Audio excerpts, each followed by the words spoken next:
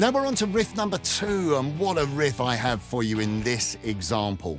We're going to be looking at a riff which is inspired by Scuttle Buttin by Stevie Ray Vaughan, which is an incredible piece of guitar. If you've not listened to it, check that track out. Now again, what I have done here is, although I've been inspired by that track, I've made this example very level specific. Plus we're playing it with a swing feel, but there's a few elements that I'm including in this riff that really nods that iconic piece of guitar by Stevie Ray Vaughan. So if you want to add a little bit of Texas fire into your rhythm guitar style, then you're really going to want to nail this riff. So we kick off by playing the open low E, and then you're going to bar across the top 2 strings with your first finger at the 3rd fret.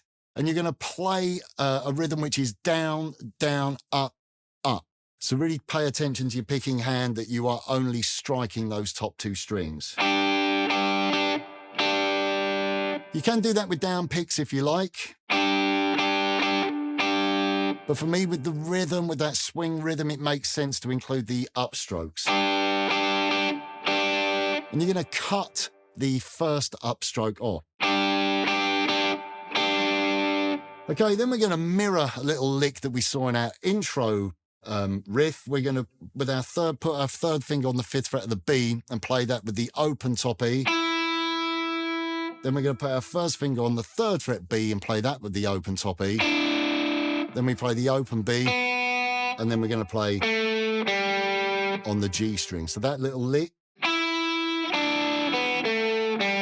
And once again, we're playing that with a swing rhythm. Da, da, da, da, da. Let's put those components together so you can hear the riff in full. Here we go.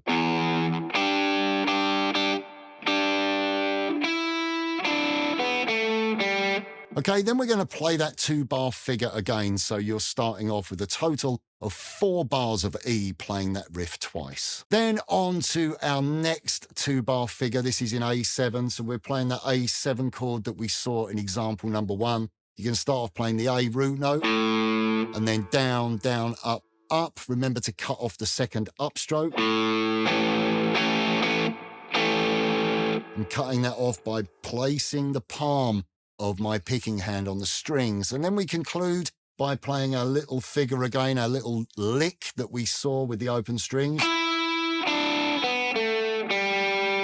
Then we go back to our riff in E. So we're back to the first riff, and we play that only once, so it's a 2-bar figure. Then we're on to our B7th chord, and for B7th, we're going to play a slightly different chord voicing.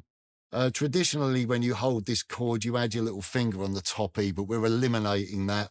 We're just going to play the 2nd fret A, 1st fret D, and the 2nd fret G. You're going to play the root note, and then,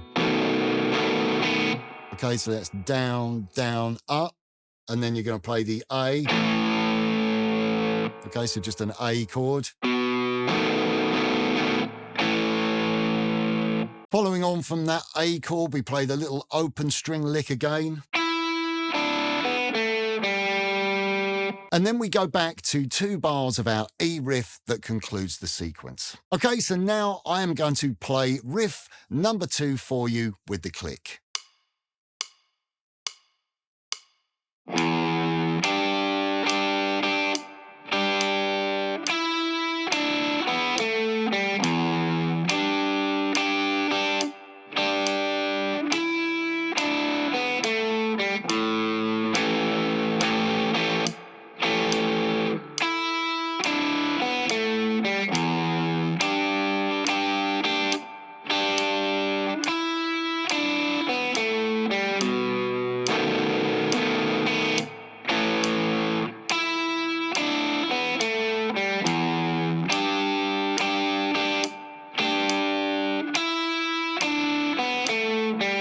So why is this riff important? Well, this riff really does have a Texas blues style sound about it.